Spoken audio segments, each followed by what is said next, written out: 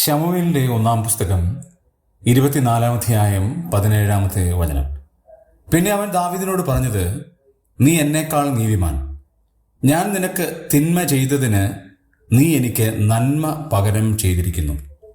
ഇസ്രായേലിലെ ആദ്യത്തെ രാജാവായ ശൗൽ തനിക്ക് സംഭവിച്ച തെറ്റുകളെ ദാവീദിന് മുമ്പാകെ ഏറ്റുപറയുന്ന വാക്കുകളാണ് 16-ാമത്തെ വചനം മുതൽ 20-ാമത്തെ വാക്യം വരെ നമുക്ക് കാണാൻ കഴിയുന്നത്.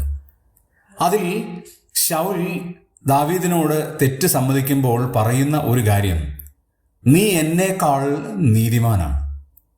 അത് നല്ല ഒരു പശ്ചാത്താപ ലക്ഷണമാണ്. മറ്റുള്ളവർ നമ്മെക്കാളും നീതിമാന്മാരാണ് എന്നുള്ള തിരിച്ചറിവ് നമുക്കുണ്ടാകുന്നത് ഒരു നല്ല കാര്യമാണ്. രണ്ടാമത് താൻ പറയുന്നത്, ഞാൻ നിനക്ക് തിന്മ ചെയ്തതിന് നീ എനിക്ക് നന്മ പകരം ചെയ്തിരിക്കുന്നു.